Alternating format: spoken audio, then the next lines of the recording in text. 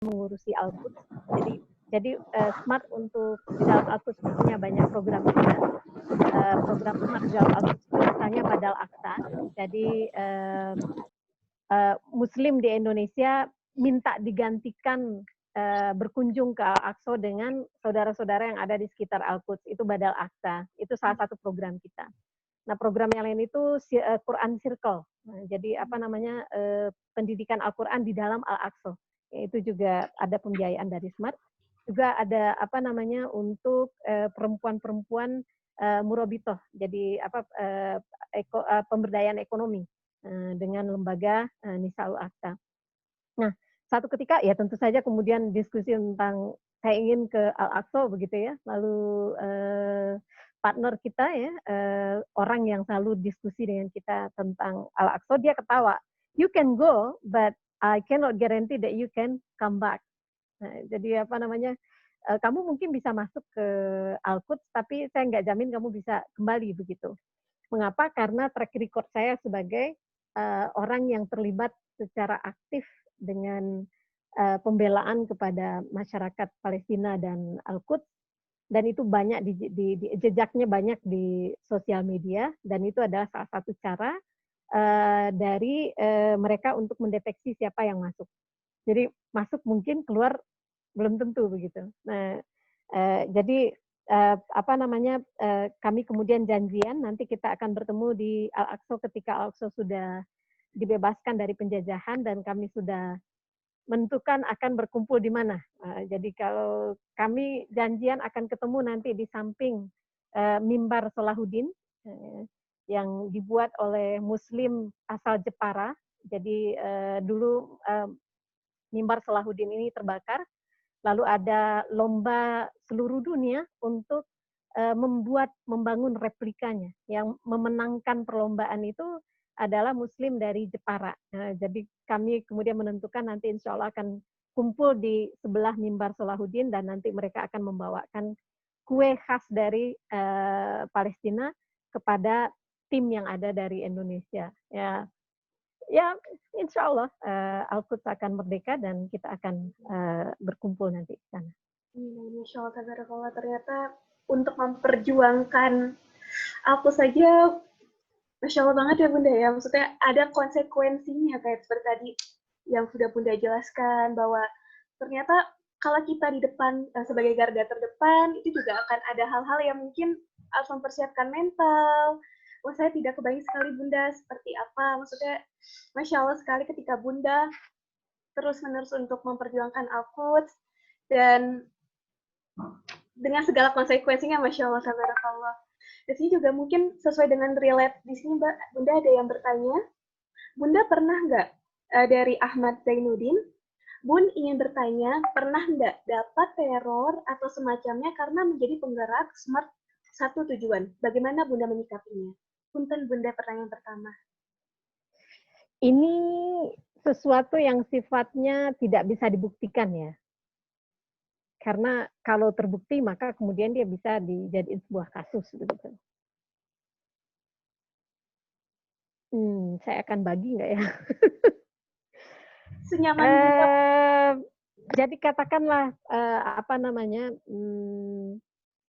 yang mengatakan begini bukan saya. Karena waktu saya mengalami itu, saya masih berpikir ini semua sesuatu yang sifatnya objektif dan yang ada adalah miskomunikasi begitu. Jadi saya sempat apa namanya postgrad di Newcastle dahulu, lalu kemudian ada satu orang yang selalu berusaha untuk menghambat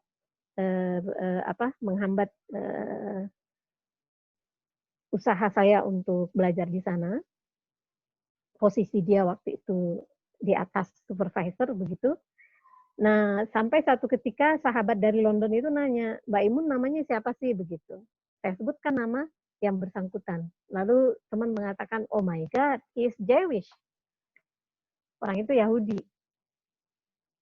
Dan saya ketawa waktu itu. Well, that's not possible to happen because you see, we are in academic life, race thing, religion thing are not allowed to to influence your decision begitu. Tapi teman-teman yakin mereka yakin ini ada kaitannya dengan saya yang sudah hadir sebagai pembicara di demo pro Palestina. Jadi kalau di sana itu kan demo pro Palestina itu lumayan rutin ya. Dan saya pernah berdemo menjadi pembicaranya, hadir di konferensi internasional yang di dalamnya bahkan waktu kita mendiskusikan beberapa hal, salah satu yang ditanya itu kemudian, can you guarantee our safety?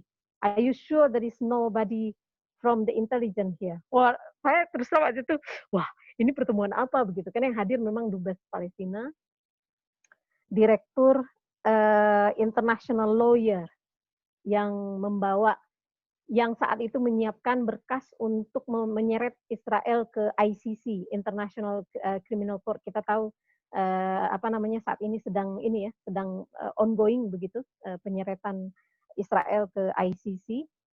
Saya hadir di acara yang saat itu direktur dari International Lawyer itu mengatakan we are collecting the materials, we are ready to submit. Cuman menunggu sampai posisi Palestina memungkinkan untuk menyeret Israel, yaitu dengan diakuinya sebagai negara state, walaupun baru sebagai observer begitu, belum diakui secara full. Nah, ada teman kemudian yang mengatakan bahwasanya dijegalnya saya, karena saya menang waktu itu, jadi ketika saya appeal, saya menang, jadi posisi saya kuat. Jadi dia mencoba menjegal, saya appeal, saya menang, cuman beasiswanya kemudian yang sudah terputus. Nah, ada teman yang kemudian menganalisa hal itu terjadi karena aktivitas kepalestinaan saya yang sudah terdeteksi di sosial media dan kehadiran saya di pertemuan yang lumayan sensitif dan krusial kira-kira begitu, karena tidak banyak orang yang bisa masuk ke sana. Wallahu a'lam bishawab. Insyaallah, tabarakallah. Benar-benar ya pun konsekuensi dan segala macam harus dipersiapkan, mental dipersiapkan, dan semoga menjadi amal jariah untuk Bunda sekeluarga. Satu yang saya deteksi, orang yang banyak menyerang saya ketika petisi Blackpink itu tidak semua K-popper. K-popper itu mungkin hanya sepertiga atau setengah dari yang menyerang saya, tapi sisanya adalah orang-orang yang saya deteksi berada di ideologi yang berseberangan. Salah satunya ideologi kepalestinaan. Ya, jadi mereka akan selalu mencari cara untuk meneror ya, secara personal. Dan ini sesuatu yang normal. Saya mah biasa, begitu kira-kira ya. Insyaallah, semoga Allah selalu menjaga Bunda sekeluarga. Amin ya Rabb. Bunda izin, aku izin mengurut pertanyaannya Bunda supaya nggak terlewat. Ya. Pertanyaan kedua dari Iva, bagaimana cara menumbuhkan rasa kecintaan dan keimanan terhadap Al-Quds sejak usia dini? Mangga Bunda. Oke, ini pertanyaan yang sangat bagus. Pertama kita harus tahu dulu Al-Aqsa ini apa? Al-Aqsa adalah tanah kiblat pertama. Rasulullah Shallallahu Alaihi Wasallam ketika sholat di Mekah itu menghadap ke Al-Aqsa. Paham ya? Urgennya ini tanah kiblat pertama. Kedua, Rasulullah Shallallahu Alaihi Wasallam mengirim orang yang dicintai dari yang dicintai. Nah, ini gelar satu-satunya ada untuk Usama bin Zaid. Usama anak Zaid bin Harisah, anak angkat Rasulullah Shallallahu Alaihi Wasallam, cucu beliau, cucu dari Zaid. Sebelum Rasulullah meninggal, Rasulullah meminta Usama untuk membawa pasukan ke utara, ke daerah Syam. Arahnya adalah pembebasan daerah Syam, di dalamnya ada Palestina. Saat itu, nah ini panjang ceritanya ya, karena akan campur antara risalah dengan kesejarahan. Kenapa saya katakan membebaskan? Karena bukti sejarah, contohnya Al-Baladuri, itu adik-adik bisa lihat di Halsal Fordam Edu, manuskrip kuno yang sudah didigitalkan.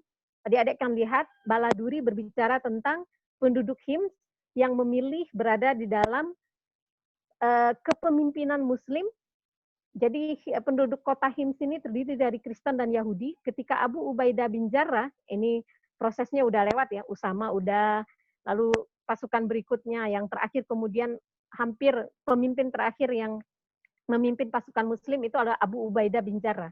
Nah, Abu Ubaidah bin Jarrah sampai ke kota Hims. Nah, orang Hims mengatakan, Abu Ubaidah bin Jarrah mengembalikan uang keamanan lah ya namanya ya, uang untuk perlindungan mereka kepada penduduk Hims karena Abu Ubaidah merasa pasukan Romawi ini terlalu kuat, sulit untuk dibendung oleh pasukan Muslim. Lalu penduduk Hims mengatakan, kami lebih menyukai kepemimpinanmu daripada mereka. Mereka di sini adalah Romawi. Mengapa? Nah, mengapanya akan saya bahas belakangan. Kamu kembalikan uang, kami terima. Kamu keluar dari kota, kami kunci gerbang kota kami. Dan kami berharap kamu menang. Kalau kamu menang, kami bukakan pintu. Jika kamu kalah, kami serahkan nasib kami kepada Tuhan. Nah, mengapa sih kemudian Muslim lebih disukai daripada penguasa Romawi? Itu karena mereka merasa dihormati dan diberi kebebasan untuk beribadah. Sedangkan Romawi itu punya ritus-ritus, ritual-ritual agama yang kemudian istilahnya adik-adik paham lah ya, kalau Kristen itu dia ada macam-macam ada macam-macam, ada macam-macam inilah cara beribadah, dan ya satu gereja bisa jadi berbeda dengan yang lain. Nah, the East Christian, mereka disebutnya sebagai Kristen Timur, itu merasa tidak nyaman karena saya agak takut menggunakan kata sekte, karena kemudian ada aturan dari the Latin Christian, dari Kristen dari Eropa kepada mereka. Nah, ini tercatat di dalam Halsal Fordam Edu, itu ada manuskripnya yang adik-adik bisa akses sendiri. Nah, bagaimana kita kemudian merasakan keimanan? Kita harus paham dulu mengapa Rasulullah Shallallahu Alaihi Wasallam memberikan warisan ini kepada Muslim, pembebasan Palestina. Kalau kemudian kita sadar bahwasanya perintah Rasulullah Shallallahu Alaihi Wasallam kepada Usama juga adalah perintah kepada kita, karena kemudian dilanjutkan oleh Salahuddin Al-Ayyubi. Oke? Jadi tidak pernah kemudian dibiarkan lepas begitu, karena bukan penguasaannya, tapi pengelolaan yang rahmatan lil alamin. Jadi kalau adik-adik membaca sejarah ya, kalau Kristen yang berkuasa, Yahudi itu terusir. Oke? Muslim terbunuh, Yahudi, Muslim, bahkan juga Kristen Timur itu dibantai di dalam Al-Aqsa ketika Crusader. Ada angka Gesta Francorum menyebut 70.000 orang. Gesta Francorum itu diari foot soldier, tentara yang jalan kakinya menemani night Templar, bahasa Indonesia saya tidak tahu night apa ya, KN night, whatever ya, tapi itu pasukan dari Eropa. Nah, ada kemudian diarinya, dia menceritakan bahkan darah di dalam Al-Aqsa itu percikannya sampai ke lutut kuda. Nah, kebayang lah ya seperti apa kemudian proses pembunuhan di sana. Nah, tapi ketika Muslim yang yang mengelola seperti Salahuddin Al-Ayyubi atau kemudian Umar bin Khattab menerima kunci kota dari Patria Sophronius, itu Kristen tidak diganggu, dihormati dan dilindungi hak beribadah mereka, karena tawaran dari Patria Sophronius kepada Umar bin Khattab adalah silakan kamu sholat di dalam Holy Sepulchre, gereja yang di dalamnya ada makam Yesus menurut orang Kristen, Nabi Isa menurut kita. Nah, Umar waktu itu menolak dengan pemikiran kalau saya sholat di sini, Muslim sesudah saya bisa jadi berpikir gereja ini harus diruntuhkan dan mereka bangun masjid di sini. Jadi demi perlindungan kepadamu, bahasanya nggak seperti itu. Oleh karena itu tunjuki saya tempat yang begini, yang sebenarnya adalah mencari lokasi yang merupakan tanda-tanda Masjid Al-Aqsa menurut Rasulullah Shallallahu Alaihi Wasallam. Umar menemukan lokasi itu dan sholatlah Umar di sana. Jadi bagaimana supaya kita menumbuhkan keimanan dari awal tentang Al-Aqsa, tentu memahami sejarahnya lebih dahulu. Jadi nggak mungkin kita bisa cinta begitu tanpa mengetahui keutamaannya, karena pusat barokahnya ada di sana. Itu yang harus kita camkan banget. Pusat barokah di dunia, pusatnya itu ada di Al-Aqsa. Lalu kalau saya ketika ngebahas ini di Skotlandia gitu ya, dengan sedih gitu, ya Indonesia jauh banget dari Al-Aqsa begitu. Bayangkan 9.000 kilometer jaraknya dari Al-Aqsa. Gimana caranya kebarokahannya berarti minim banget begitu kira-kira ya. Kemudian diskusi itu diarahkan oleh apa namanya lecturer saat itu dosen saat itu mengatakan, Maimon is not about how close you are in distance, but then how involved you are in fighting for its freedom. Bukan kemudian sedekat apa jarakmu dengan Al-Aqsa-nya, tapi kemudian seberapa terlibat dirimu, amalmu, jiwamu dengan pembebasan Al-Aqsa dan tanah di sekitarnya dari penjajahan Israel. As long as you are part of this struggle, sepanjang kamu bagian dari pembebasan Al-Aqsa dan Palestina, barokahnya sama dengan orang-orang yang menjadi penjaga Murabitoh Al-Aqsa saat ini di sana. Nah, kalau kita sadar itu, insya Allah kita akan selalu rindu mencari apa lagi yang bisa kita lakukan untuk membebaskan tanah kiblat pertama kita. Begitu kira-kira. Allah, tabarakallah, luar biasa Bunda. Memang untuk sangat meng-highlight kata-kata Bunda tadi, bukan tentang jaraknya 9.000 km dari Indonesia ke Al-Quds, namun adalah bagaimana hati kita, amal kita, ibadah kita untuk memperjuangkan Al-Quds kiblat pertama. Insya Allah. Terima kasih Bunda. Pertanyaan selanjutnya Bun, dari Siti bertanya, apakah organisasi Muslim OKI masih ada dan sejauh mana mendukung dan bersatu dalam pembebasan Palestina? Karena saat ini media tidak pernah memberitakannya. Bangga Bunda. Oke, ada.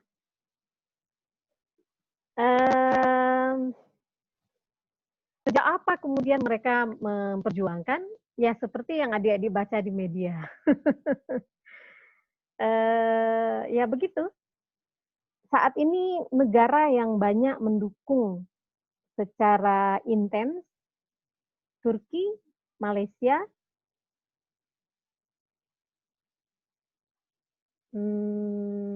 negara kecil UAE kalau saya tidak salah, mereka yang diboikot karena mendukung Palestina dan mereka diboikot oleh Arab Saudi dan sekitar. Negara-negara itu yang banyak memberikan peluang diadakannya kegiatan-kegiatan kepalestinaan. Nah, Oki, saya tidak terlalu suka masuk ke wilayah politik ya, karena persoalannya lumayan rumit begitu. Kita tahu pemimpin negara Muslim yang keislamannya bagus, dengan sendirinya mereka akan menjadikan Palestina sebagai pembebasan Palestina sebagai agenda utama. Mengapa? Karena dia fardu ain, bukan fardu kifayah. Maaf ya kalau tidak memuaskan. Ya, tadi meng-highlight dari Bunda ada Turki, Malaysia, bahkan di UAE. Iya, Bunda salah satu negara kecil di Arab. Wah, jadi pertanyaan Indonesia sendiri, Masya Allah. Kita doakan semoga Indonesia, ya bismillah, semoga bisa sedikit membantu walaupun hanya dari masyarakatnya. Bunda ada pertanyaan lagi dari Citra Ayuni. Izin bertanya Bunda, mungkin tentang kelicikan Zionis dan kondisi terkini Palestina. Mangga Bunda. Tentang apa Zionis? Kelicikan. Mungkin tentang serangan-serangan yang agak licik segala macam. Bukan agak licik, malah licik banget ya, Bun. Oke. Ini cerita Zionis ini panjang ini, bahkan 10 pertemuan ini nggak akan selesai. Saya sedang memikirkan entry jawabannya seperti apa.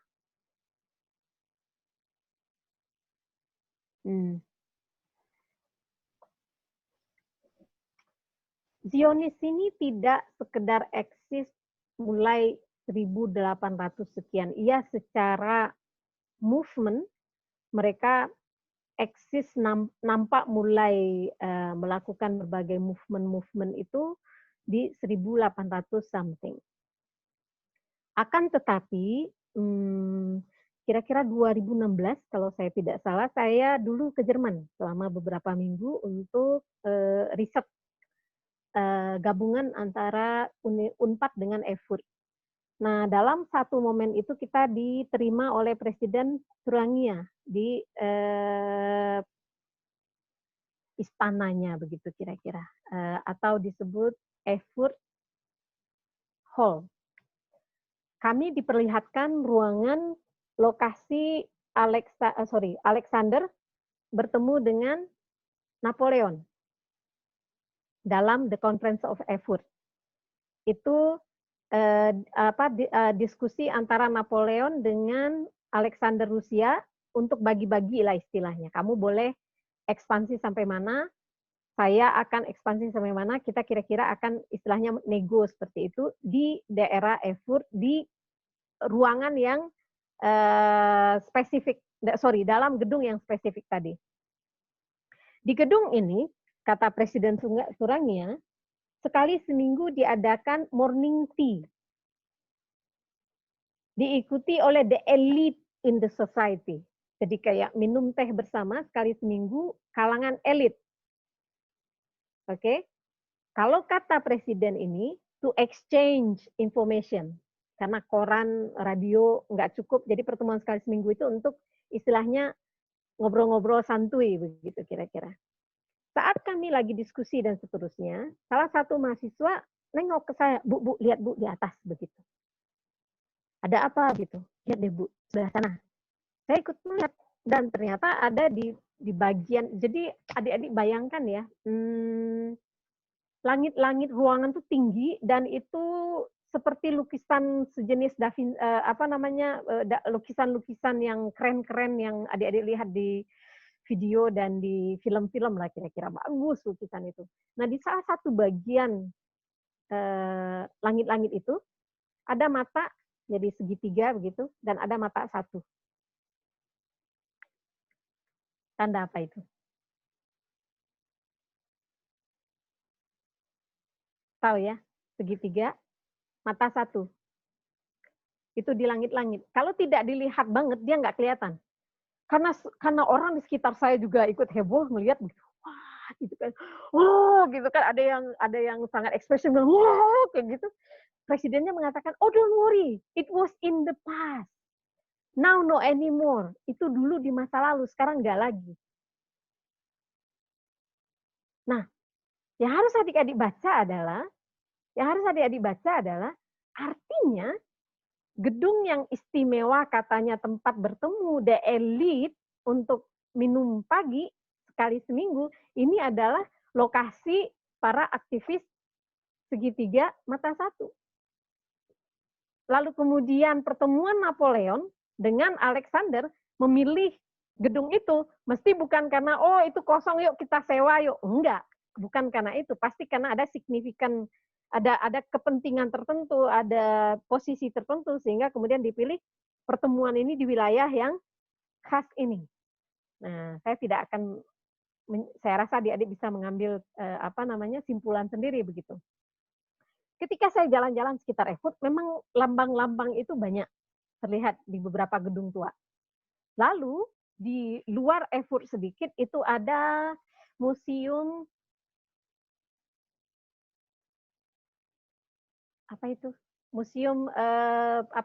tempat pemenjaraan orang-orang Yahudi, Holocaust. Jadi ada museum yang menunjukkan bekas-bekas penyiksaan orang Yahudi di daerah sana. Nah, adik-adik kira-kira bisa menangkap lah ya. Nah, jadi artinya gerakan Zionis ini bisa jadi secara nama organisasinya muncul 18 sekian, tapi kemudian eksistensinya jauh-jauh sebelumnya. Oke, itu kita sepakati dulu. Nah, lalu selicik apa sih orang Zionis ini? Saya lebih suka adik-adik membaca buku Paul Finley, They Dare to Speak Out. Paul Finley adalah senator Amerika. Buku ini buku lama, tapi masih sangat bagus untuk memperhatikan mapping dari gurita Zionis di Amerika. Adik-adik juga bisa melihat website ifamericans.new.org. Ini website yang dibangun oleh wartawan perempuan asal Amerika, Alison Ware namanya. Saya bertemu dengan beliau di pertemuan internasional, alhamdulillah. Alison membuktikan fakta, jadi Alison menampilkan fakta-fakta dukungan Amerika yang sebenarnya berbahaya bagi mereka sebagai negara dan bangsa. Alison sedang membuktikan bahwasanya gurita Zionis sedemikian powerful sehingga ABCD dilakukan oleh Amerika sebagai negara untuk mendukung Zionis Israel. Oke, nah adik-adik bisa lihat seperti apa gerakan Zionis tadi. Lalu sebahaya apa? Sebahayanya saya akan jelaskan begini. Pada 1918 jumlah penduduk Yahudi di dalam keseluruhan wilayah Palestina itu 2%. Oke. Ketika Palestina dijajah oleh Inggris selama 30 tahun, setiap tahun 70 ribuan lebih orang, bahkan lebih, orang Yahudi dibolehkan masuk ke dalam Palestina sebagai janji Balfour Declaration. Penjajah Inggris mengizinkan puluhan ribu per tahunnya orang Yahudi masuk ke tanah Palestina. Sehingga jumlah mereka kisarannya adalah antara 10 sampai 15% pada 1947. Oke. Lalu mereka mendeklarasikan berdirinya negara Israel di tanah yang dalam tanda kutip mereka pendatang. Tanah Palestina kemudian dibagi oleh UN dengan partition plan, yaitu 10% tanah Al-Quds sekitar itu di bawah administrasi internasional, 50% untuk Israel, 40% untuk Arab. Oke, itu 1948. 1947 posisinya adalah sebagian besar tanah Palestina adalah milik orang Palestina Kristen ataupun yang Yahudi. Beda ya, Yahudi Arab. Bukan Yahudi Eropa. Yang 2% tadi. Lalu, pada tahun 2020, sisa tanah Palestina adalah Gaza, 8 km kali 16 km, 8 km kali 30 km. Jadi yang terpendek itu 8 km, sininya beberapa belas kilometer. Yang terpanjang itu 32 km. No, 32, saya harus 32 bisa jadi jarak antara dari ujung Gaza ke Yerusalem. Saya bisa salah ya. Jarak antara Gaza ke Al-Quds saya bisa salah. Jadi sangat sangat kecil. Sesumedang barangkali. Mungkin lebih kecil lagi. Dan spot-spot kecil di tepi barat. Kalau hitungannya nggak lebih dari 10% sisa tanah Palestina yang lama, yang kemudian saat ini dalam tanda kutip dihuni oleh orang-orang asli Palestina. Itulah bukti kekejaman, kelicikan, kebrutalan, keganasan orang-orang Zionis Israel. Dan ada satu nama, ada satu ada satu labeling ya, penamaan orang-orang di Gaza dan di tepi barat itu young society. Adik-adik paham kalau di Jerman sama di Jepang mereka itu old society, banyak nenek-nenek, banyak kakek-kakek yang hidup di tengah masyarakat. Sebaliknya di Gaza itu adalah young society. Mengapa? Mereka sudah lebih dahulu syahid sebelum dewasa. Jumlah orang tua dan nenek kakek dengan jumlah remaja dan anak-anak itu sangat tidak imbang. Karena sebagian mereka di dalam penjara, sebagian besar mereka sudah syahid, tersisa kemudian anak-anak muda. Maka partner NGO kami ya, saya dan adik-adik, kalau bertemu dengan mereka tuh rata-rata masih sangat muda, sehingga hampir semua mereka itu memanggil saya itu mom, ibu. Jadi tidak lagi kemudian sister, tapi kemudian how are you mom begitu. Karena saya sudah sangat dekat dengan usia ibu-ibu mereka begitu, kira-kira. Jawab semoga ya. Jazakallah khair Bunda, Masya Allah. Sangat signifikan sekali dari 1912, hanya 2% penduduk Israel, dan sekarang 2020, Masya Allah, nggak kebayang Bunda, 8 km kali 16 kali 30 atau 32 km, sesumedang gitu ya Bunda ya. Dan itu Gaza yang satu kesatuan ya Bun, yang lainnya di tepi barat kecil-kecil berbeda-beda ya Bun ya. Iya. Di tepi barat itu ada satu rumah bahkan untuk masuk ke rumah mereka itu harus lewat military checkpoint, pos militer. Jadi kiri kanan rumahnya itu sudah ada dinding dan mereka untuk masuk ke rumahnya itu harus lewat pos militer. Bayang dong. Tidak sekali dua ummahat meninggal di pos militer karena tidak sempat ke rumah sakit dan melahirkan di sana. Tidak sekali, sering kejadian. Ya, jadi di tepi barat situasinya jauh lebih buruk. Bedanya di Gaza, jika di dalam Gaza all is okay karena mereka terjaga dalam tanda kutip ya, tapi kemudian 2 juta hidup di tempat yang sangat sedikit itu dengan kemudian air tidak layak minum, pengangguran lebih dari 50%. Ini masalah yang juga sangat-sangat buruk begitu. Walaupun dari sisi tertentu begitu, mereka sering bilang, don't worry, we are, come in, you are going to be safe. Jadi kalau udah masuk mah aman begitu kira-kira. Problemnya ada dalam proses menuju ke sana. Allah. Semoga Allah menjaga saudara-saudara kita di sana. Mudah-mudahan mungkin bahwa ini masih berkaitan dengan tadi yang penjelasan Bunda dari Andre, katanya dari FL Forum Lingkar Pena di Medan. Dia bilang, sejauh ini wilayah Palestina semakin mengecil dari warga, selalu dipenuhi dengan ketakutan karena jajah oleh Zionis.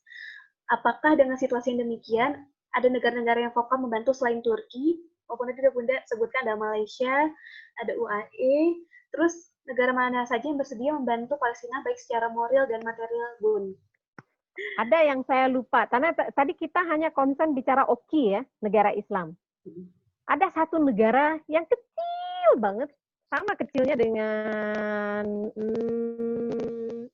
NTB barangkali, ya, kecil.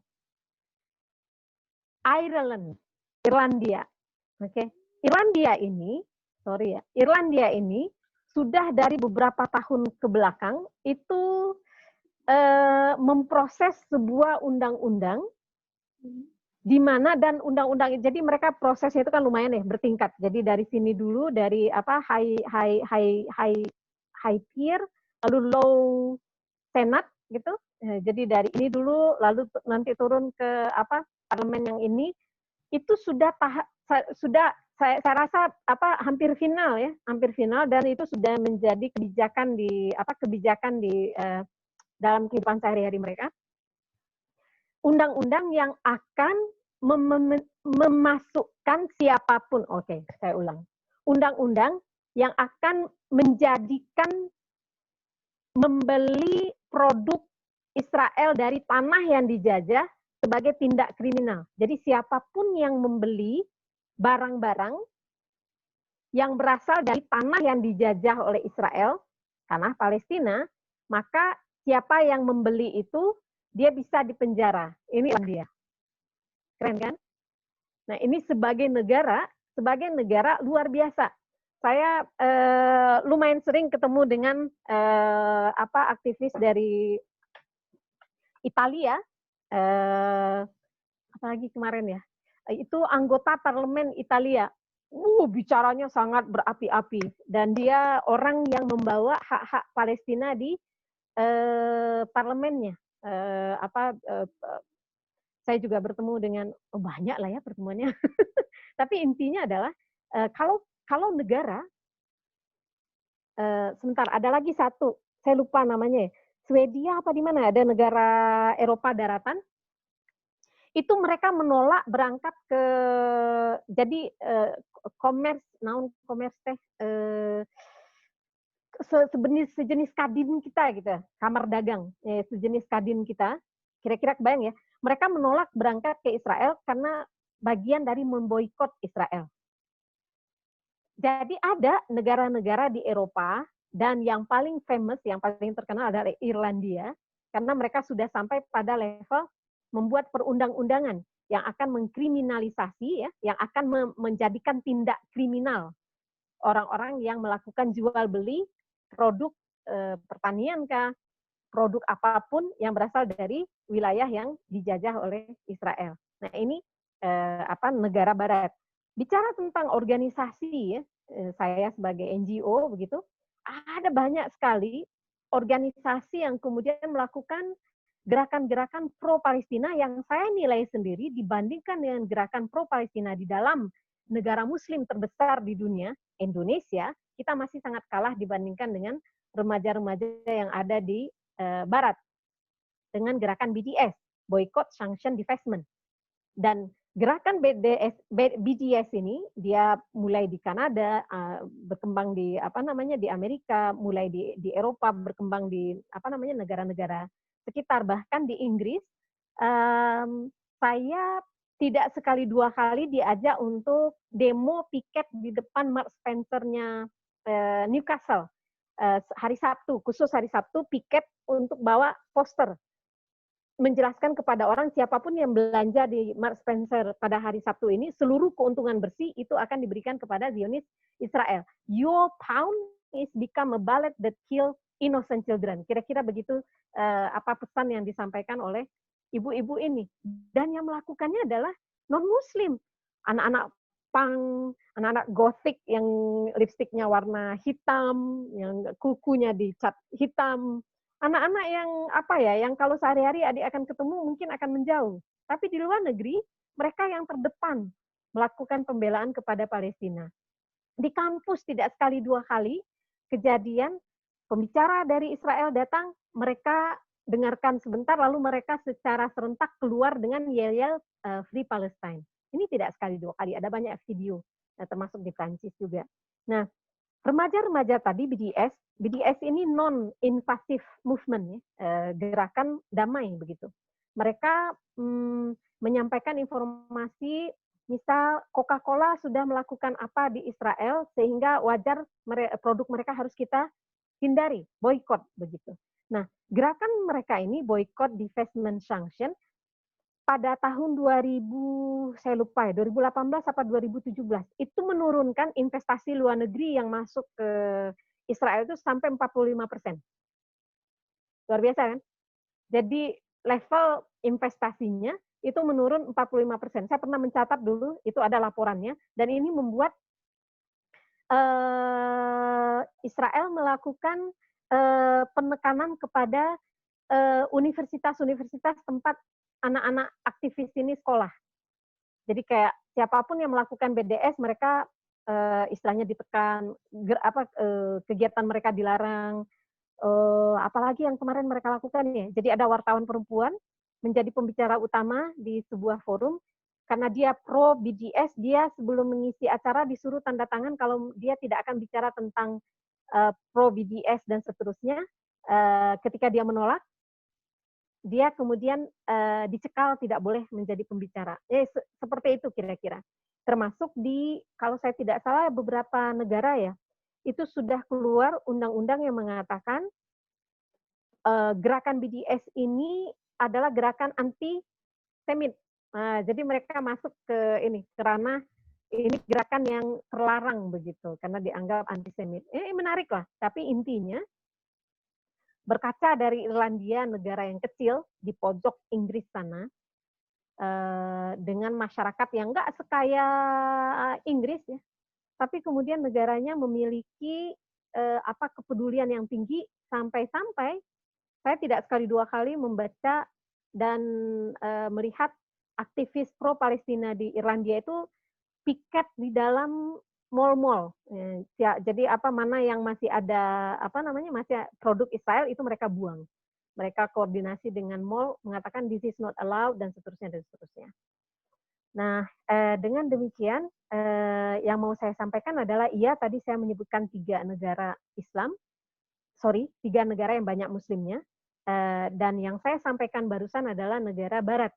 Jadi, secara pribadi saya melihat gerakan pro-Palestina itu jauh lebih powerful dan bergaung di lokasi-lokasi yang tadi saya sebut. Kalau menarik sekali Bunda ketika non-Muslim memperjuangkan Palestina tadi. Kalau boleh tahu nih Bun, mungkin Bunda pernah ngobrol atau tahu kenapa sih mereka mau memperjuangkan itu Palestina? Humanity, karena kemanusiaan. Itu yang pertama. Yang berikutnya adalah mereka tahu bahwasanya Israel ini ilegal. Standing Israel di Palestina itu secara hukum internasional itu sampai sekarang nggak akan ada yang bisa mengatakan itu legal. Itu ilegal. Karena itu ilegal, mereka itu membawa ke perasaan mereka. Kalau mereka membiarkan satu kelompok manusia mengklaim satu tanah untuk menjadi wilayah mereka, maka mereka bisa pada posisi Palestina satu ketika. Karena bicara dengan sejarah zaman dahulu mereka tahu ya bahwasanya Eropa banyak menjajah Asia misalnya ya. Tapi ini zaman bukan lagi zaman penjajahan, ini zaman modern. Dan mereka melihat dengan mata mereka sendiri sejarah itu berulang di Palestina. Kalau mereka biarkan, satu ketika mereka berada pada posisi seperti Palestina sekarang. Ada kelompok yang sangat powerful dari sisi lobby, sisi politik, sisi militer, maka mereka bisa menjadi orang yang terusir seperti terjadi di Palestina. Itu yang yang saya lihat logika yang mereka gunakan di sana. Jadi dari sisi kemanusiaan, jadi berbagai bukti kebrutalan Zionis Israel yang tertangkap oleh media. Adik-adik mungkin bisa melihat John Pilger ya. John Pilger. Itu film dokumentari tentang Palestinanya tuh luar biasa vivid, luar biasa. Saya sendiri kalau melihat selalu nangis ya. Bagaimana beliau dengan kamera jarak jauh, kamera panjang begitu, sehingganya dari jarak jauh itu bisa menangkap 3 pasukan Zionis yang menyiksa anak remaja, mematahkan kakinya dengan batu. Ini ada di dalam video John Pilger, wartawan Inggris. John Pilger dari Inggris ya. Ini bukunya ada di sini. Sorry.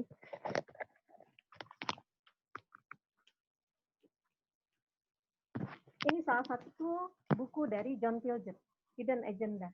Dia wartawan terkenal dan dokumentasi dia tentang Palestina itu sering digunakan dalam diskusi-diskusi karena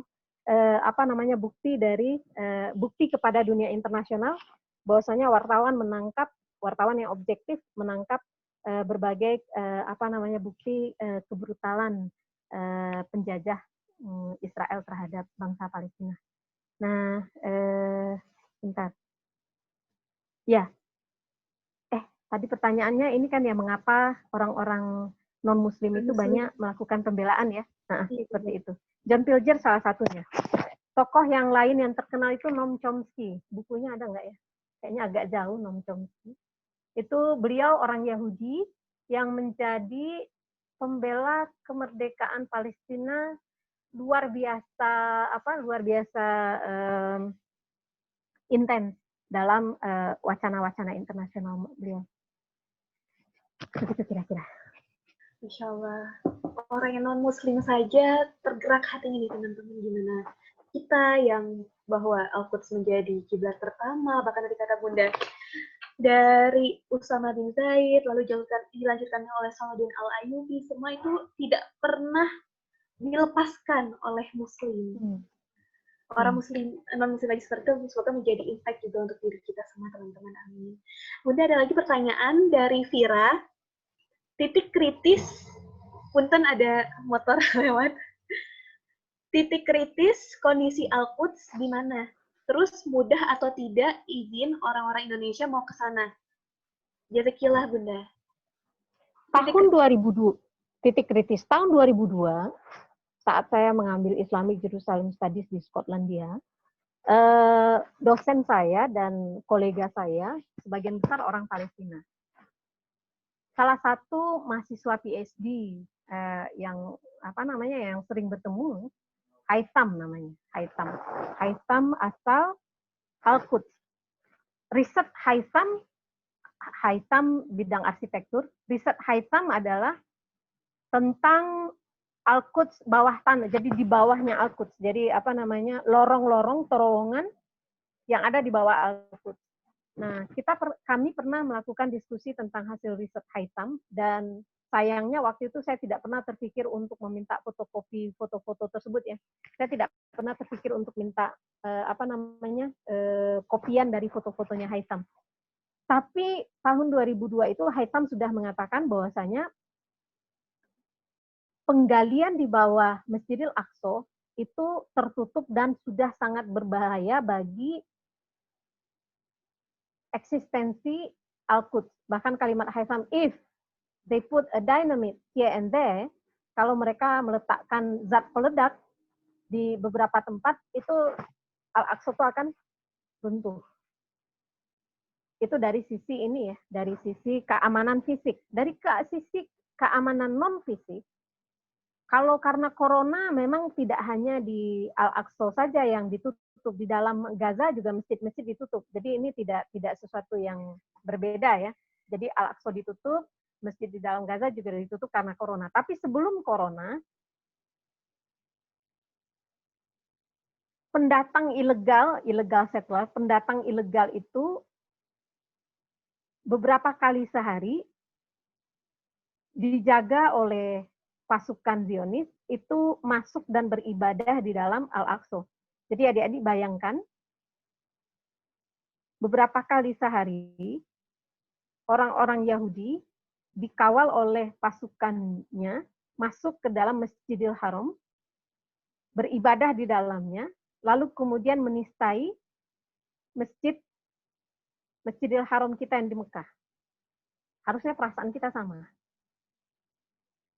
Muslim yang ada di sekitar Al-Quds, untuk masuk ke sana, itu perlu melewati pos militer. Laki-laki usia antara 15 tahun sampai 45 apa 65, 60 kalau saya tidak salah ya. Ini agak-agak beda. Kadang 60, kadang 65. Laki-laki antara 15 tahun sampai 60 itu tidak boleh masuk ke dalam Al-Aqsa untuk beribadah, kecuali Ramadan. Tapi Ramadan yang kali ini enggak. Mengapa? Ya karena mereka menjaga supaya laki-laki kuat dan kokoh ini tidak kemudian bisa dalam tanda kutip ya, kalau dibiarkan laki-laki yang sudah kokoh ini masuk, mereka bisa kalah dalam tanda kutip gitu ya. Jadi dilaranglah laki-laki dewasa untuk masuk ke dalam Al-Aqsa secara keseharian. Jadi yang bisa masuk memang ummahat, ibu-ibu. Hanadi, Khadijah Kuwais, Robana Karim. Saya rasa adik-adik sudah pernah mendengar cerita Khadijah Kuwais. Saya juga bertemu dengan beliau di pertemuan khusus perempuan aktivis pro-Palestina. Kalau Hanadi bercerita, beliau ditangkap di bawah 10 kali lah kira-kira. Kalau waktu itu 5 kali kalau saya tidak salah waktu itu ya. Terakhir Hanadi juga udah pernah ditangkap lagi. Jadi angkanya bertambah. Tapi Khadijah Kuwais ditangkap tuh udah puluhan kali ditangkap. Nah, ketika Khadijah ditangkap, adik-adik jangan bayangkan seperti demonstran di Indonesia ditangkap. Ketika Khadijah ditangkap, Khadijah kemudian dipaksa untuk melepaskan pakaiannya. Just like baby gitu, seperti bayi. Dan Khadijah mengatakan tidak pernah setelah saya balik aurat saya dilihat oleh laki-laki selain keluarga saya. Maka kata Khadijah, saya hanya mengucapkan takbir dengan keras. Saya menuntut Allah untuk melindungi martabat saya. Jadi Allahu Akbar terus-menerus bertakbir. Dan ketika sholat pun beliau tidak diizinkan untuk mengenakan penutup aurat begitu. Al-Quran juga diambil dari beliau. Nah ini hal-hal yang dialami oleh para penjaga Al-Aqsa. Yang kita tahu sebenarnya penjagaan Al-Aqsa adalah kewajiban dari Muslim sedunia. Jadi Muslim yang ada di Palestina, sekian juta jumlahnya, dia mewakili 2,5 miliar Muslim yang ada di dunia gitu, untuk menjadi penjaga Al-Aqsa. Dan dalam menjaga Al-Aqsa, mereka memberikan nyawanya, kehormatannya, anaknya, suaminya, keluarganya, bahkan kemudian lebih lagi gitu ya, bisa jadi ada ibu-ibu yang kehilangan hampir semua anak laki-lakinya, sehingga ketika Zainab Al-Ghazali bertemu dengan para ummahat di sana, yang bunyi tutup punya siapakah? Masih bisa dengar saya nggak? Dengar Bunda. Sehingga ketika Zainab Al-Ghazali, muslimah aktivis dari Mesir, bertemu dengan para ummahat di Palestina, bertanyalah para ummahat, apalagi yang bisa kami berikan? Anak kami, suami kami, saudara laki-laki kami, ayah kami, semua sudah kami berikan untuk pembebasan tanah suci ini. Apalagi ya Bunda? Jawaban dari Zainab Al-Ghazali, rahimmu adalah senjatamu. Maka teruslah lahirkan, didik para hingga Allah yang akan membebaskan tanah suci.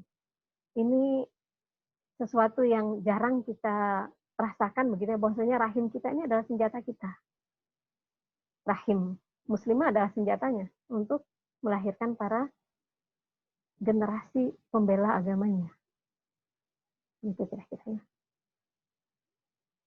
Itu kondisi Al-Quds. Nah, kondisi terkini Al-Quds dengan tidak bolehnya muslim masuk ke sana, dan dengan dibiarkannya illegal settler, pendatang ilegal untuk masuk dan beribadah, mereka itu sudah punya planning, sudah punya rencana akan membangun sinagog atau kuil Yahudi di Al-Aqsa. Jadi mereka menunjukkan peta Al-Quds itu di Al-Aqsa sekarang itu yang ada itu sinagog begitu.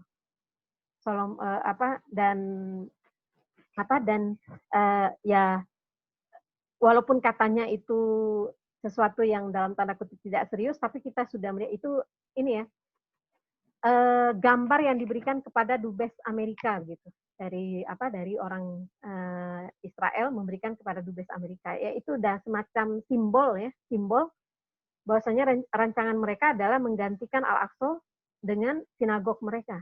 Itu kondisi terkini. Dan dengan kemudian Amerika dan Australia dan beberapa negara lain sudah memindahkan kedutaan besar mereka ke Al-Quds,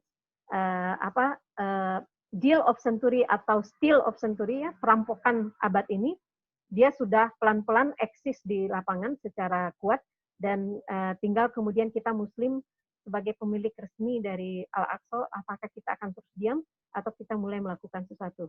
Jadi mungkin harus saya ingatkan dengan kalimat dari Sultan Abdul Hamid II ketika Theodor Herzl, pemimpin Zionis internasional, datang ke Khalifah Turki Utsmani, menawarkan untuk membayarkan hutang luar negeri Turki dengan imbalannya diberikan tanah Palestina untuk bakal negara Israel. Jawaban dari Sultan Abdul Hamid II adalah, the land is not mine to give. Tanah ini bukan milik saya untuk saya berikan kepadamu. Tanah ini adalah milik Muslim sedunia, tanah wakaf Muslim sedunia. Kalau kamu bisa meminta kesepakatan dari Muslim sedunia, bahwasanya tanah ini boleh diberikan, maka saya akan berikan. Kira-kira begitu jawaban dari Sultan Abdul Hamid II. Kenapa disebut tanah wakaf? Ya memang mungkin saya akan ceritakan Silwan Spring ya, mata air Silwan itu dibeli oleh Utsman bin Affan radhiyallahu an, dan jadi beliau membeli tanah di sekitarnya dan Silwan Spring, dan itu diberikan kepada orang-orang yang di sana untuk digunakan. Yang namanya tanah wakaf, dia nggak jadi hak milik, tapi tidak menjadi hak milik, tapi dia jadi kayak milik bersama begitu, bukan milik perorangan. Ini yang dimaksud dengan kalimat tanah wakaf tadi. Jadi dia adalah tanah-tanah yang memang dipersembahkan oleh Muslim terdahulu kepada Muslim sesudahnya sebagai warisan yang harus dijaga. Begitu kira-kira ya. Terima kasih Bunda untuk jawabannya. Mungkin ini pertanyaannya ada lagi Bunda tadi. bagaimana kalau orang Indonesia mau ke sana, mau ke Ya, Al-Quds? gampang. Apa namanya, ada banyak agen-agen haji yang kemudian umroh, nanti kemudian melipir ke Al-Aqsa. Banyak sekali. Harganya juga lumayan terjangkau. Hanya saja, pengalaman sahabat saya ya, karena ini adalah bagian dari, jadi kalau saya dengan para aktivis membaca, ini adalah cara mereka membalikkan opini, kalau Muslim nggak boleh masuk, tuh lihat Muslim Indonesia bisa masuk. Nah, kira-kira begitu. Oke, jadi kayak ingin membalikkan opini yang ada, bahwasanya Muslim di dalam Al-Quds tidak bisa masuk ke dalam Al-Aqsa. Mereka yang mengatakan, enggak kok Muslim Indonesia bisa masuk, mereka bisa beribadah. Nah, teman yang masuk ke sana mengatakan, bisa tapi hanya sekian menit begitu. Jadi nggak lama-lama, nggak sampai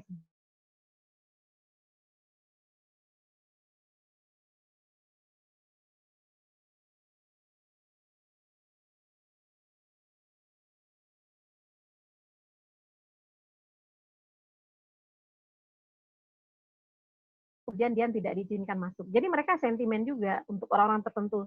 Seperti yang saya katakan, saya mungkin bisa masuk, keluar mungkin enggak, begitu kira-kira ya. Untuk masuk gampang, tapi kemudian mereka dibawa ke tempat-tempat dengan pengawalan. Jadi kayak kamu hanya bisa ke sini. Kalau ada di antara mereka yang kemudian pergi ke satu tempat, maka pengelola haji setempatnya itu yang akan kena.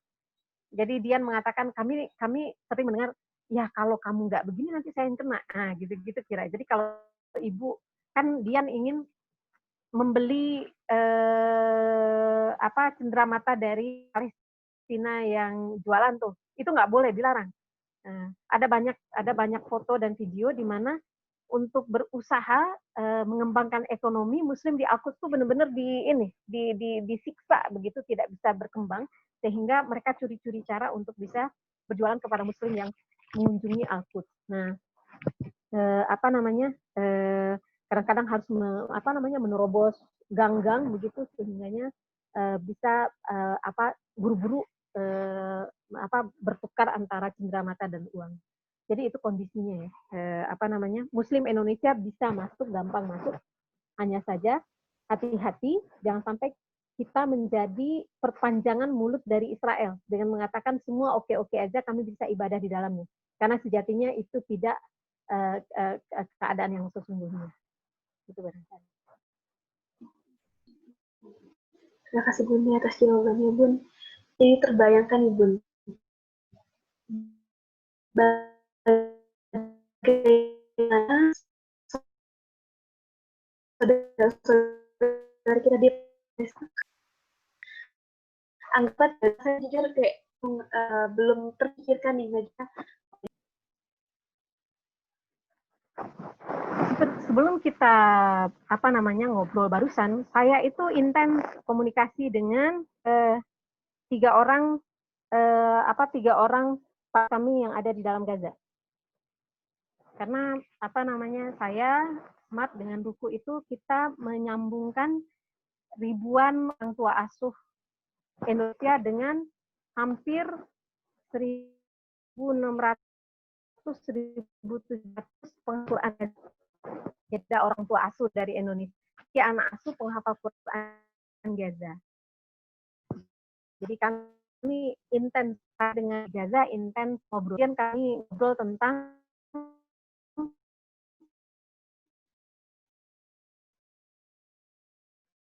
ini dana dari Indonesia atau bagus, lalu kemudian begini, karena nunggu jawab dari saya.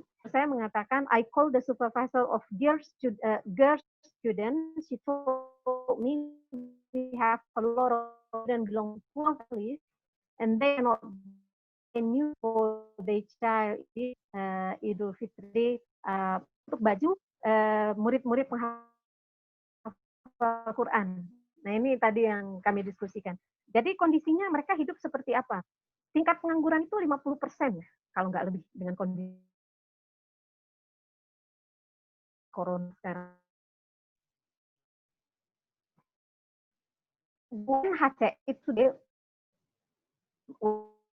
wakil PB pengungsi yang ada di dalam Gaza, mereka sudah menutup kantor-kantornya di wilayah Gaza.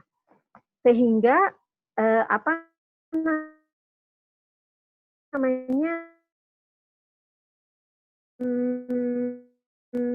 dari NGO atau dari negara yang masih peduli sebagai negara kepada Palestina. Nah, gimana kondisinya? Sebenarnya adik-adik bayangkan sudah pernah ke Kairo. Saya ke Kairo hanya semalam. Belum naik atau malam. Dari sore kami baru berangkat lagi itu besok sorenya. Jadi sampai siang itu saya keliling kota Kairo. Kehidupannya sama dengan, jadi kalau adik-adik pernah ke Kairo, kehidupannya sama dengan Kairo, tetapi masih ada banyak rumah yang belum bisa dibeli. Ada banyak orang yang masih tinggal di runtuhan atau di rumah. Jadi kalau adik-adik lihat ada satu keluarga yang isinya 11 orang meninggal karena dibom oleh Zionis beberapa waktu yang lalu. Anak kecil yang selamat itu bukan rumah deng begitu. Jadi kayak tenda darurat yaitu, dan saya sering ditunjukkan juga foto anak-anak sedang menghafal Quran di masjid yang masih ada bekas-bekas reruntuhan ya. Jadi kayak sebelah sininya masih rusak dindingnya, lalu dindingnya itu masih terpal-terpal karena belum bisa dibangun ulang begitu. Saya juga ditunjukkan foto keluarga yang kemudian buka puasa, istilahnya di halaman, bisa disebut halaman, tapi bekas reruntuhan rumah. Jadi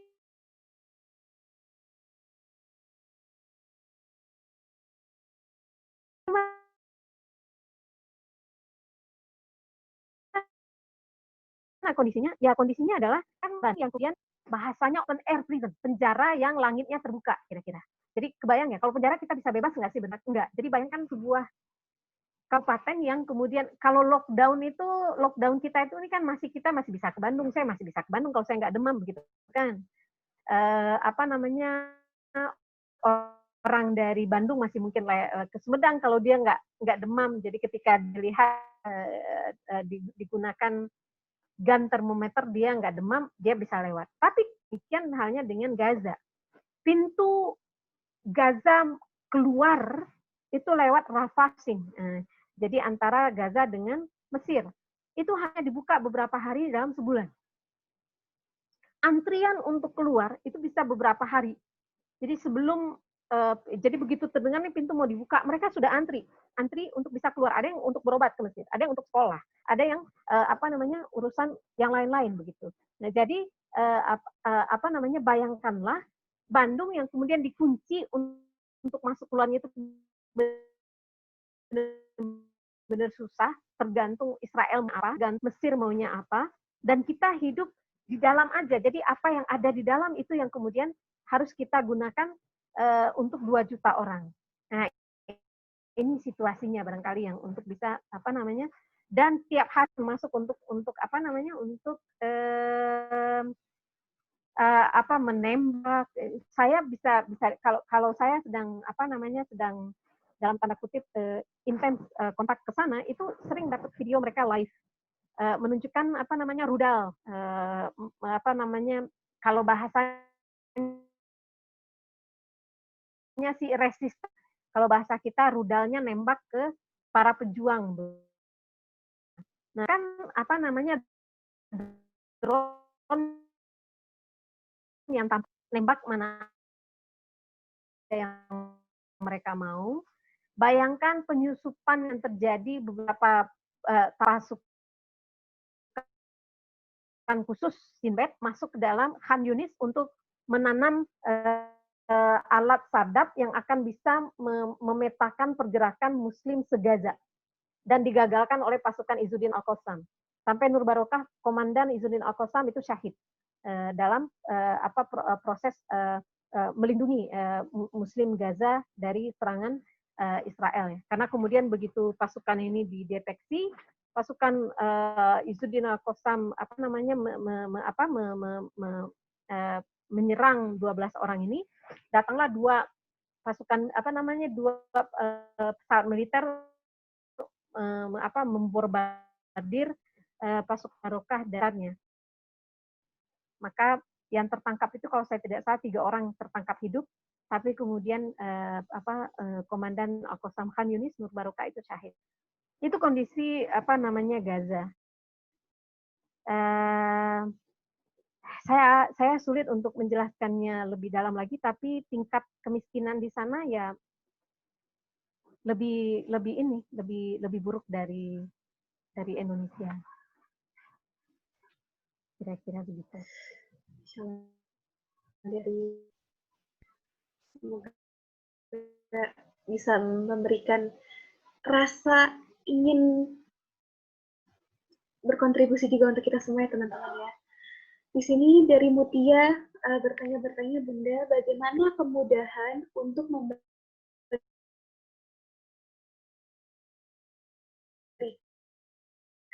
bantuan kepada baik negara Palestina atau bisa tujuan semudah apakah atau apa tangan Bunda ada Bunda?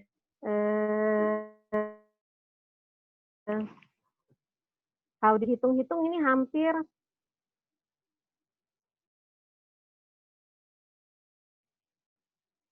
dan ke Turki, ke Idlib, Suriah, dan ke perbatasan Turki Suriah. Untuk iftar dengan 4 lembaga partner.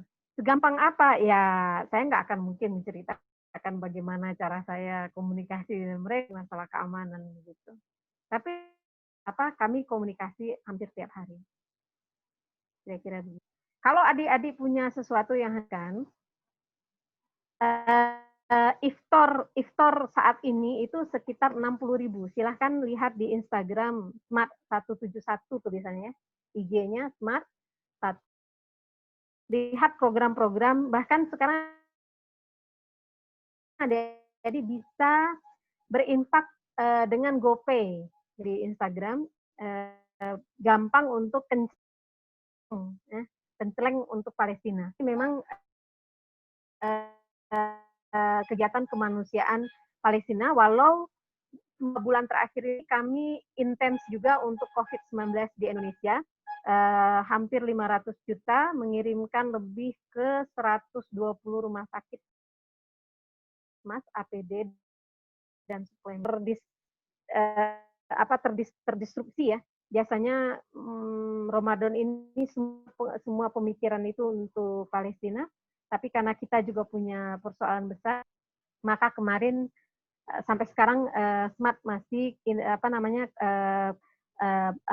berkontribusi untuk COVID di dalam negeri. Nah, segampang apa gampang? Adik-adik mau terlibat mulai dari 5.000, 10.000, ada satu orang namanya. Tapi kalau saya sebut namanya, saya takut beliau nanti merasa sungkan. Beliau setiap hari Rp3.000 transfer ke rekening. Saya sampai penasaran nih anak ITB ini di mana nih sekarang begitu. Rutin 3.000 setiap hari. Mungkin karena BSM ke BSM, jadi tidak ada biaya begitu ya. Dan luar biasa semangat mahasiswa ITB ini untuk berkontribusi. Saya salut sekali. Jazakallah khair Bunda atas info dan semoga teman-teman bisa langsung lihat di Instagram @smart171. Bunda sempat lihat postingan Instagram Bunda mengenai kita semua Maryam. We are all Maryam.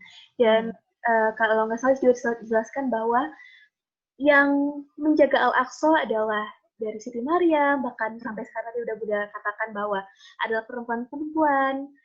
Boleh jelaskan Bunda mengenai campaign tersebut? Iya, jadi Hanadi sosok Maryam zaman sekarang. Khadijah Kuwais adalah sosok Maryam zaman sekarang. Sedangkan Maryam dahulu diwakafkan, diserahkan oleh orang tuanya untuk menjaga Al-Aqsa. Jadi Bunda Maryam, bundanya Nabi Isa, hidup di dalam Al-Aqsa, menjaga Al-Aqsa, mengurusi Al-Aqsa, beribadah di Al-Aqsa, mengajar di Al-Aqsa, belajar di Al-Aqsa. Oke? Beliau penjaga Al-Aqsa, Bunda Maryam. Nah, zaman sekarang seperti tadi yang saya sampaikan, kampanye itu adalah untuk memberikan dukungan kepada para murabitoh seperti Khadijah Khuwailid, yang namanya kita kenal, Hanadi, yang namanya kita kenal, tapi ada ratusan umahat yang secara rutin menjaga Al-Aqsa, mengisi pojok-pojok Al-Aqsa dengan kajian-kajian, dengan pemikiran kalau kita tidak ada di sini, maka mereka akan masuk ke sini. Jadi dari subuh sampai isya mereka ada di sana, membuat kajian, sekedar duduk, membersihkan Al-Aqsa, jadi kayak memenuhi Al-Aqsa. Karena kalau kita tidak penuhi, mereka yang masuk. Nah ini kuluna Maryam, kita semua adalah Maryam, adalah salah satu cara untuk membangunkan para Maryam yang ada di Indonesia, Maryam yang ada di Malaysia, Maryam yang ada di Inggris, untuk kemudian berada di belakang Maryam-Maryam yang saat ini ada di dalam Al-Aqsa. Begitu kira-kira ya.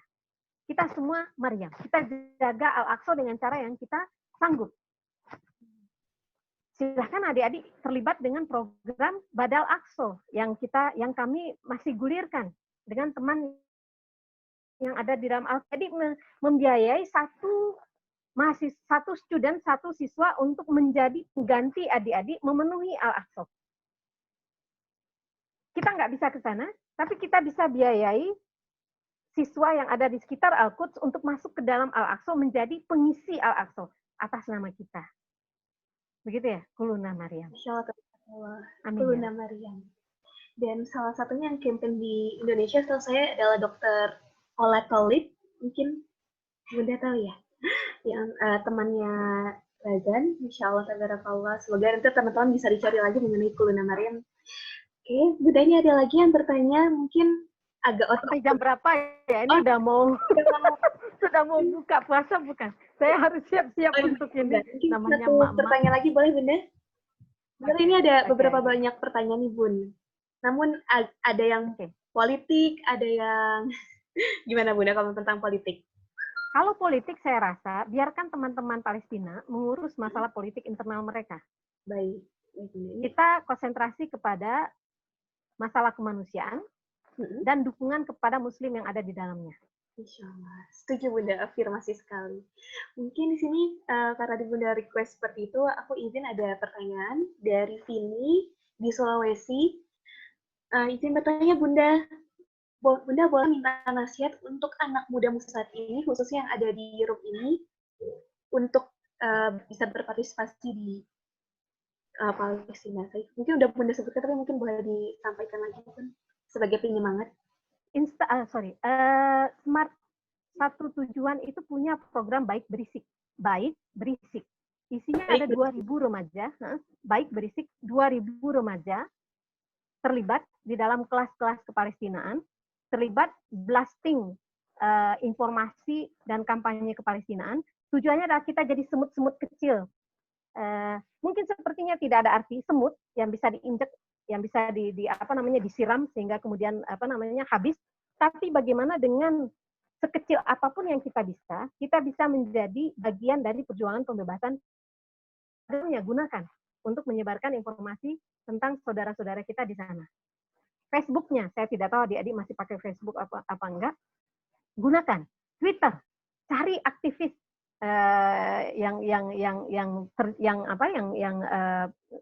saya punya banyak nama di sini yang bisa saya sebut. Cari aktivis di dalamnya, di dalam Gaza, di dalam Palestina, sehingga kemudian adik-adik bisa terupdate secara cepat. Dengan demikian, adik-adik akan paham, oh ini suasana yang terjadi, tanpa harus menunggu media memberitakan apa.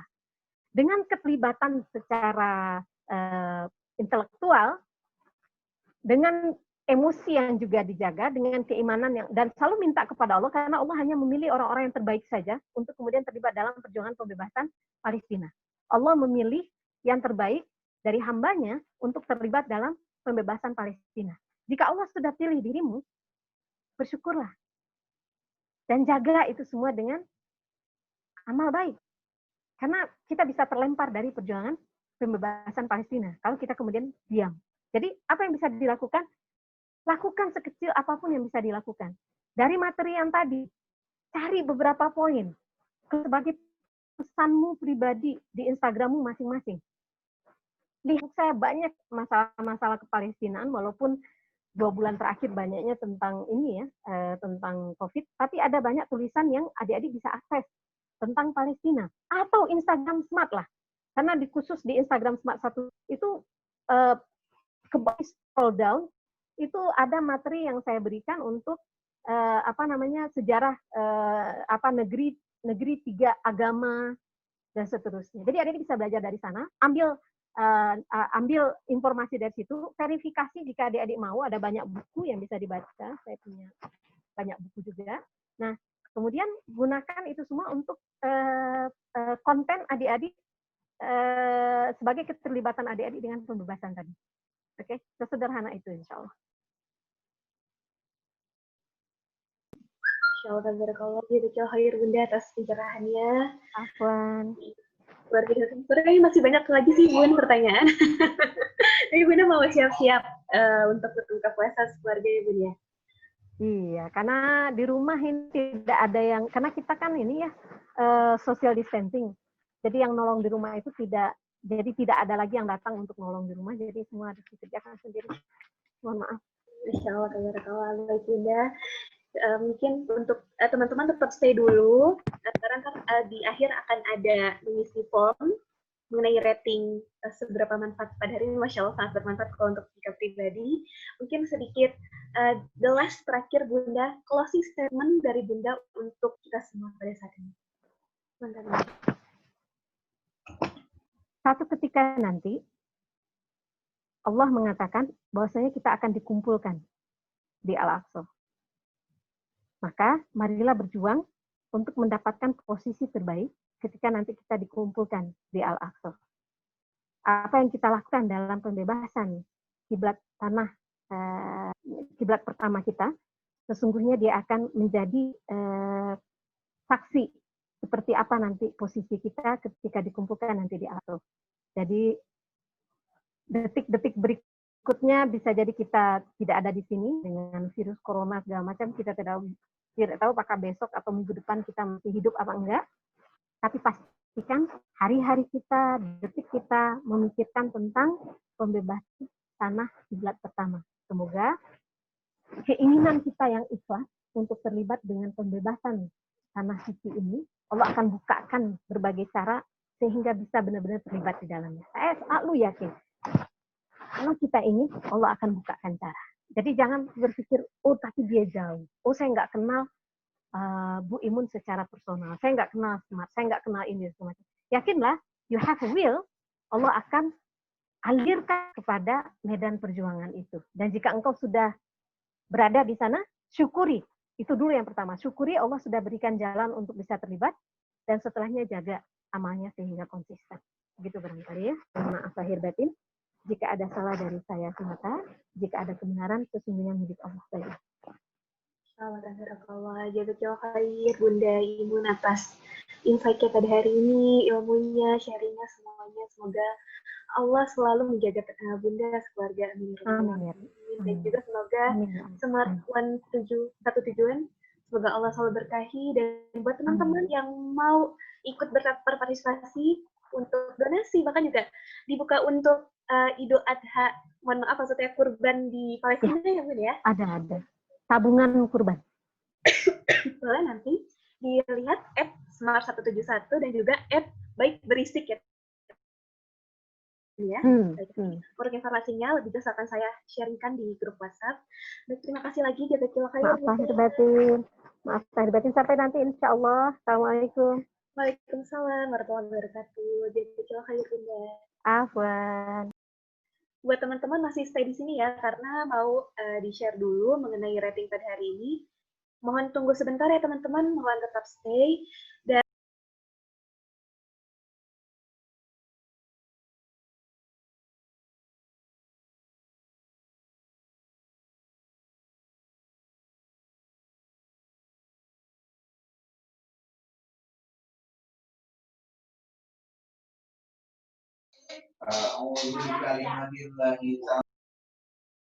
Halo, kedengaran masih kedengaran ya? Mohon tetap stay dahulu, tunggu sebentar teman-teman, dan juga mohon maaf untuk yang bertanya mengenai politik. Tadi soalnya Bunda personal, kalau bisa lebih ke arah mengenai bagaimana kita bisa berkontribusi di Alput. Oh iya, tadi kamu tanya. Jadi mohon maaf ya untuk pertanyaan politik tidak saya sampaikan karena request dari Bunda sejak awal untuk disampaikan demikian. Sebentar saya mau share mengenai rating. Tunggu sebentar ya teman-teman ya, jangan pergi dulu dan kita juga akan foto bersama.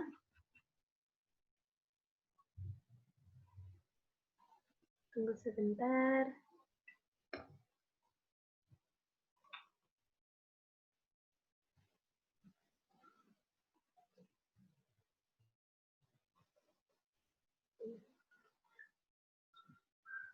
Oke, mohon bersabar ya teman-teman ya.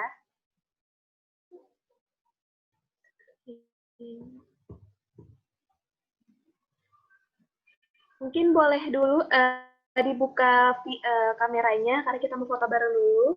Silakan dibuka kameranya teman-teman baik. Ya, Masya Allah, ini kelihatan cantik-cantiknya, soleh-soleha semua, dan juga Soli, Masya Allah. Ini ya.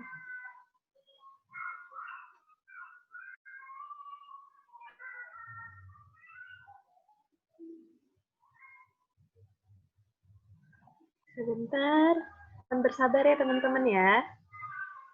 Sebentar.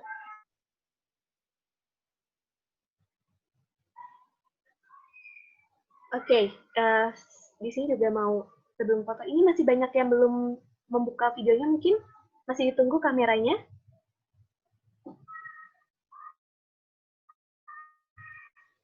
Oke, ada lagi yang mau membuka kameranya, ditunggu sampai berapa detik lagi.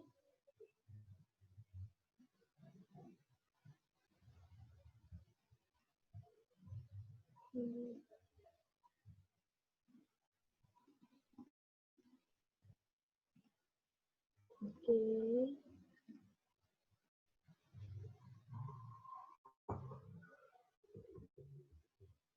Oke, terima kasih. Kita foto dulu bersama. 1, 2, 3. Tahan.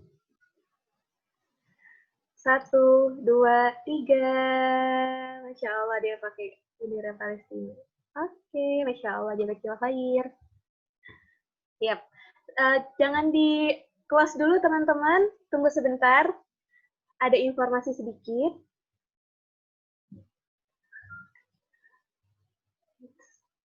Ya diingatkan lagi, di-share lagi pada teman-teman.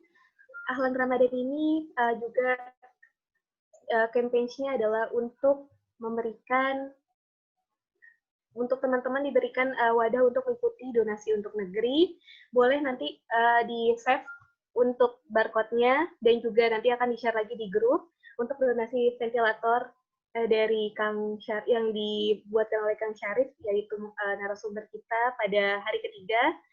Terus untuk teman-teman yang mau donasi juga bersama Smart Satu Tujuan, bisa lihat Instagramnya @smart171, dan juga yang ingin berkontribusi, istilahnya menggandakan diri kita, ada di Al-Aqsa atau di Al-Quds, yaitu dengan baik berisik. Jadi teman-teman bisa berdonasi di sana dengan memberikan sedikit hartanya untuk saudara-saudara kita yang ada di Palestina yang selalu menjaga Al-Aqsa, bahkan 24 jam yang sudah disebutkan oleh Bunda Imun tadi.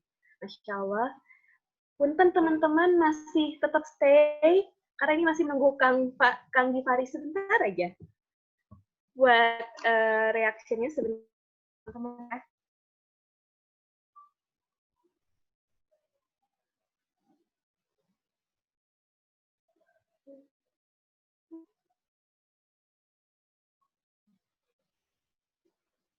Oke.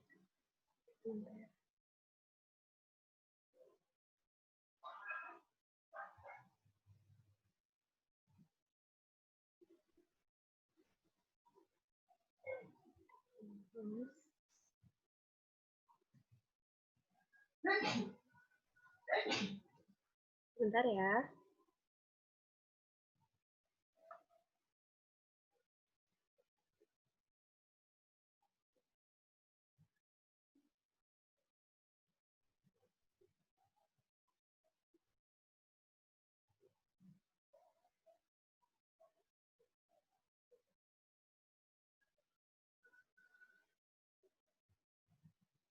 Baik, terima kasih banyak teman-teman karena ini ada Kang sebentar ya, Kang Gifari. Kang.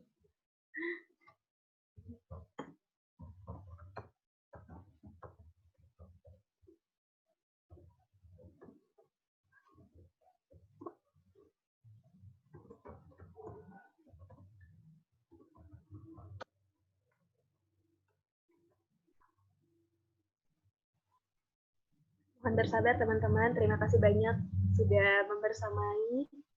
Insya Allah. Gimana hari ini materinya bersama Bunda Imun? Boleh juga di-share di chatnya. Tadi juga melihat dari teman-teman responnya, Masya Allah, Tabarakallah. Terima kasih banyak untuk doa-doanya kepada Bunda. Semoga Bunda Imun juga sehat selalu dan juga teman-teman yang mendoakan. Doanya kembali kepada teman-teman yang mendoakan. Insya Allah. Tunggu sebentar ya.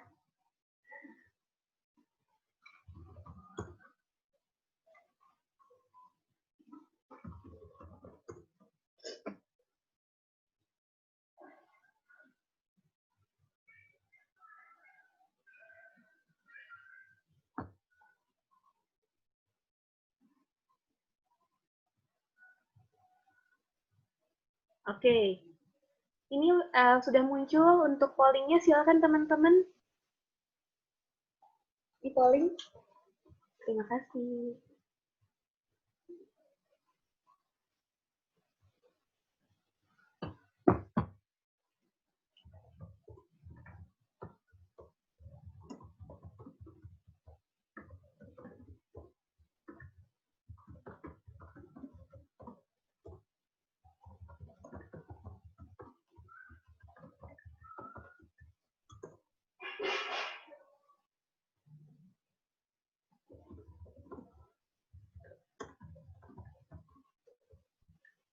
Masih tetap saya, teman-teman semua. Oke.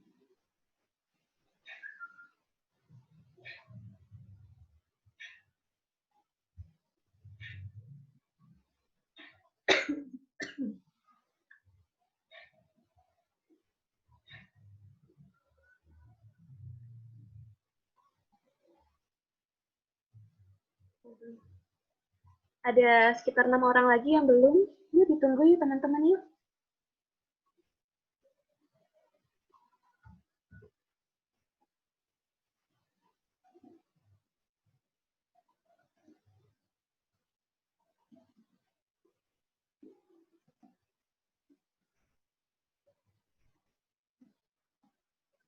Oke, masih ditunggu teman-teman. Mohon jangan keluar dulu sebentar. Mau minta tolong foto bareng sekali lagi ya teman-teman ya. Punten pisan tadi soalnya takutnya nggak ke-save. Tadi dia udah coba difoto, tapi kita coba sekali lagi untuk berfoto, tapi sembari menunggu Poli. Ya boleh dibuka kameranya. Punten ya teman-teman ya. Atas ketidaknyamanan teknis. Ya Allah, teman-teman baik sekali. Jazakallah jazakallah khair. Oke, ini baru 32 orang. Oke, udah semua sepertinya. Baik, saya end polling ya, teman-teman ya. Karena sudah semua. Sebentar. Kang.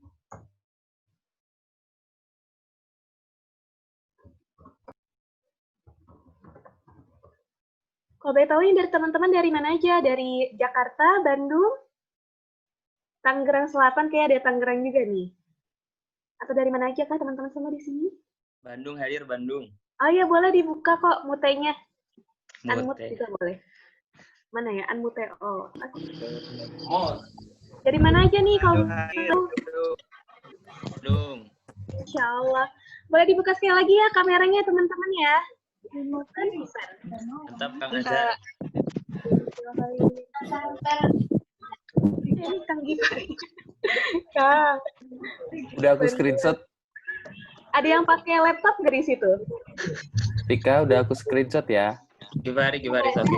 Fuadi ya? Halo. Oh, ini Kang Faiz yang ngomong. Halo. Polling. Halo, udah aku screenshot ya Vika ya. Oke.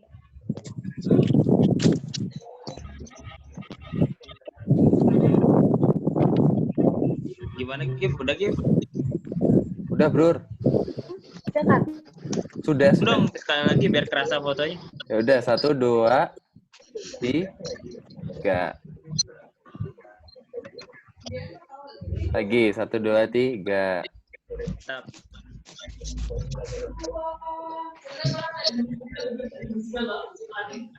Udah guys. Thank you ya. Terima kasih semuanya. Sama. Kang Gifari, banyak semuanya atas hadirannya. Sampai berjumpa di Ahlan Day 15. Ini Allah. Udah, terima kasih banyak. Terima kasih Teh. Terima kasih Melia. Makasih Vika. Terima kasih. Kasih Teh.